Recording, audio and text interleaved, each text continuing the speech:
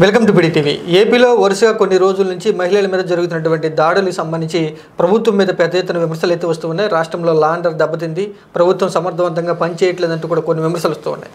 అయితే రాష్ట్రంలో ప్రస్తుతం పరిస్థితులు ఏ విధంగా ఉన్నాయి, ప్రభుత్వం లా అండ్ ఆర్డర్ని సరిగ్గా నడుపుతుందా లేదా, ఈ విషయంలో పూర్తిగా సందీప్ గారిని అడిగి తెలుసుకుందాం. సార్, వరుసగా రోజుకి ఏదో ఒకటి సంఘటన బయటకు వస్తూనే ఉంది. ఈ సంఘటన చూసిన తర్వాత వైసీపీ బట్టి కూటమి ప్రభుత్వం విమర్శిస్తుంది. మేము ఉన్నప్పుడు ఎలా ఉండేది కాదు, మీరేం చర్యలు తీసుకోవట్లేదు, ప్రభుత్వాన్ని ఎవరు పట్టించుకోవట్లేదు, నేరగాళ్ళు రెచ్చిపోతున్నారంటూ విమర్శిస్తున్నారు. నిజంగానే అలాంటి పరిస్థితులు ఉన్నాయి ప్రస్తుతం ఏపీలో? వాస్తవాలు మాట్లాడుకోవాలంటే ఈ పరిస్థితిలో రెండు ప్రభుత్వాలు ఫెయిల్ అయినాయి అనే చెప్పుకోవాలి. ఎవరు అతీతులేం కాదు దీనికి. వైసీపీ ఉన్నప్పుడేమీ అద్భుతాలు జరగలేదు, టీడీపీ ఉన్నప్పుడేమీ వరస్ట్గానే జరగలేదు. రెండిట్లోనూ ఒకే విధంగా జరిగినాయి. ఒక పక్క ఇక్కడ ఆగస్టు 15 వేడుకలు జరుగుతుంటే గుంటూరులో నడి రోడ్డు మీద పట్టపగల ఒక అమ్మాయిని పొడిచి చంపుతుంటే టీ స్టాల్ ముందు ఆపినటువంటి దిక్కు లేదు, మనం చూసిందే అది. సో అలాగే ఎంతోమంది మహిళలు, ఎంతోమంది ఎక్కడ దాకా ఎందుకు, ముఖ్యమంత్రి జగన్మోహన్ రెడ్డి ఇంటికి అతి సమీపంలో పెళ్లి కావాల్సినటువంటి ఒక జంట వెళ్తున్నటువంటి పరిస్థితుల్లో సాయంత్రం 4:30-5 టైంలో అతన్ని భర్తని కట్టేసి ఆ అమ్మాయిని నలుగురు కలిసి కృష్ణానదిలో ఒడ్డున రేప్ చేసినటువంటి పరిస్థితి. ఇలాంటి ఎన్నో ఘటనలు చూసాం. ఒకటి కాదు, రెండు కాదు. చివరికి ఎలక్షన్స్ దగ్గరకు వచ్చినాక కూడా చెరుకుపల్లి మండలం రాజువాల్ గ్రామంలో ఒక పిల్లవాడిని, 10th క్లాస్ పిల్లవాడిని పెట్రోల్ పోసి దహనం చేసినటువంటి పరిస్థితి. ఎవరి హయాంలో లా అండ్ ఆర్డర్ సక్రంగా ఉందని ఈరోజు మనం మాట్లాడుకోవటానికి ఇద్దరి పరిస్థితి అంతే. ముచ్చుమరిలో పాప మిస్ అయ్యి ఇప్పటికి 10 రోజులు అవుతుంది. ఈ రోజు వరకు దిక్కు లేదు. అసలు పాప బ్రతికుందో లేదో కూడా తెలుసుకోలేనటువంటి పరిస్థితి. నిందితులు మైనర్ బాలురు అని చెప్తున్నారు, పట్టుకుని ఇంట్రాగేషన్ చేయలేనటువంటి పరిస్థితి. తల్లిదండ్రులను తీసుకెళ్ళి లోపల కూర్చోబెట్టి వాళ్ళ పిల్లలు చేసినటువంటి పనికి వాళ్ళని బాధ్యులను చేసి సరైనటువంటి చర్యలు తీసుకోలేనటువంటి పరిస్థితి. ఎందుకంటే చట్టం చేతులు కట్టేస్తుంది కొన్ని విషయాల్లో అగ్రెసివ్గా ముందుకు వెళ్ళలేనటువంటి పరిస్థితి. సో అది మరవక ముందే విజయనగరంలో 6 నెలలు పసిపాప మీద అత్యాచారం, నిన్న కూడా ఒకటి జరిగింది, ఈరోజు ఉదయం కూడా ఒకటి జరిగింది. సో ఎక్కడ కంట్రోల్ అవుతుంది? ఎక్కడ దీనికి ఒక పులి స్టాప్ పడింది? లేదు కదా. ప్రతి చోట ఏదో ఒక మారుమూల, ఇదివరకు పట్టణాలకు మాత్రమే పరిమితమైనటువంటి ఈ అఘాయిత్యాలు ఈరోజు పల్లెటూరుల్లో కూడా చూస్తున్నటువంటి పరిస్థితి. వరస్ట్గా తయారైనటువంటి పరిస్థితి సమాచారం. ఎక్కడా కూడా లా అండ్ ఆర్డర్ కంట్రోల్లో అయితే లేదు. అంటే గతంలో మా ప్రభుత్వాన్ని అలాగే విమర్శించారు, మీరు వచ్చి చేసింది ఏంటి అంటూ వైసీపీ బట్టి అని చెప్తున్నట్టు మాట. దీనికి ఎవరు వచ్చినా చేయగలిగింది ఏమీ లేదండి. ప్రజలలో మార్పు రావాలి.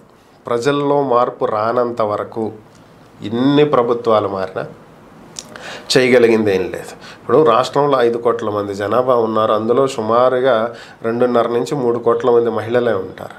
సో ఒక్కొక్కరికి ఒక్కొక్క పోలీస్ ఆఫీసర్ నియమించలేరు కదా. సో మార్పు అనేది సమాజంలో రావాలి, ప్రజల్లో రావాలి. ఎక్కువగా ఈ పాశ్చాత్య పోకడలు ఎక్కువైపోవటం, పౌర్న్ వీడియోస్ చూడటం. ఈవెన్ ఇండియాలో పౌర్న్ వీడియోస్ బ్యాన్ అవ్వచ్చు, కానీ VPNలు, ప్రాక్సీలు యూస్ చేసి చూస్తున్నటువంటి పరిస్థితి ఇప్పటికి కూడా. సో వాటి వల్ల జరిగేటువంటి పరిణామాలు, ఉద్రేకపట్టం, క్షణికావేశం. ఈవెన్ 60 ఏళ్ళ వృద్ధుడు రేప్ చేయటం ఏంటంటే దరిద్రం కాకపోతే, 65 ఏళ్ళ వృద్ధుడు చిన్నపిల్లల్ని చాక్లెట్ ఇస్తామని రేప్ చేశారని, లేదంటే స్కూల్కి పంపించినప్పుడు రేప్ చేశారని, ఎన్నో రకాలు, ఎన్ని రకాలుగా వింటున్నాం మనం. సో ఇవన్నీ ఎందువల్ల జరుగుతున్నాయి? ఏదో ఒకటి వాళ్ళని ప్రేరేపిస్తుంది. ఆ ప్రేరేపించేదాన్ని ఆపేటువంటి విషయంలో ప్రభుత్వం విఫలమవుతుంది. ఈ తప్పు చేస్తే మనల్ని కఠినంగా శిక్షిస్తారు, మనం ఈ తప్పు చెయ్యకూడదు అనేటువంటి భావాన్ని కలిగించగలుగుతున్నారా? లేదు కదా. అదే జరిగితే ఈ పరిస్థితి రాదుగా. సింపుల్గా మాట్లాడుకుందాం. మనం దిశ చట్టాన్ని ఎప్పుడు తీసుకొచ్చారు? తెలంగాణలో ఒక డాక్టర్, పేరు వదిలేసేయండి, పేరు చెప్పకూడదు కాబట్టి నేను చెప్పట్లేదు. సో ఆమె మీద జరిగినటువంటి అత్యాచారం, హత్య. సో ఈ సందర్భంలోనే కదా దిశ చట్టం తీసుకొచ్చింది. ఆ కేసులో 4 నిందితుల్ని ఎన్కౌంటర్ చేశారు. ఏమైనా మారినయ్యా? వాళ్ళని కోర్టు ముందు కూడా నుంచోబెట్టకుండానే ఎన్కౌంటర్ చేసేసారుగా, చంపేశారుగా, బహిరంగంగానే చంపేశారుగా. మరి ఏమన్నా మారినయ్యా? తెలంగాణలో ఎక్కడ జరగకుండా ఆగిపోయినాయా? ఆ తర్వాత కూడా తెలంగాణలో చాలా జరిగినాయి, ఏపీలో కూడా జరిగినాయి, జరుగుతూనే ఉన్నాయి. దిశ చట్టం తీసుకొచ్చాము, మీరు బటన్ నొక్కిన 15 నిమిషాల్లోపు పోలీసులు మీ దగ్గర ఉంటారని చెప్పి అట్టహాసంగా చెప్పుకుంది వైసీపీ ప్రభుత్వం. ఎంతమంది అమ్మాయిలు కాపాడారు మీరు? ఎంతమందికి అన్యాయం జరగకుండా ఆపగలిగారు? లేదు కదా. సో ఇప్పుడు ఇప్పుడు ఈ ప్రభుత్వం అయినా అంతే, ఏ ప్రభుత్వం అయినా అంతే. సమాజంలో ప్రజలలో మార్పు రానంత వరకు ప్రభుత్వాలు ఎంత చేసినా కూడా ఎంతో కొంత మిగిలే ఉంటుంది. ఇలాంటివి జరుగుతూనే ఉంటాయి. గతంలో వైసీపీ ప్రభుత్వంలో ఇలాంటి ఘోరాలు జరిగితే ఆవేశంగా స్పందించినటువంటి పవన్ కళ్యాణ్ గారు ఇప్పుడు అధికారంలో ఉండి కనీస స్పందన చేయట్లేదంటూ వైసీపీ పార్టీ చెప్తున్నటువంటి మాట నిజంగా అలాంటి పరిస్థితులు ఉన్నాయి ఇప్పుడు కనిపిస్తూనే ఉంది కదా. ఆయన అసలు ఏ విషయం గురించి స్పందించాడని ఈ విషయం గురించి స్పందించడానికి ఇప్పుడు ఏదో ఒకటి స్పందించనే సినిమాలో వాడు అడిగినట్లు ఇక్కడ పరిస్థితి అలాగే ఉంది. అందరూ పవన్ కళ్యాణ్ని స్పందించమని అడిగేవాళ్లే. ఆయన ఎప్పుడు స్పందిస్తాడో ఆయనకే తెలుసో లేదో కూడా అర్థం కావట్లా. ఆయన శాఖలో ఆయన కేటాయించినవి ఆయన సమీక్షలు తప్ప ఆయన దేని గురించి స్పందించాడు అసలు?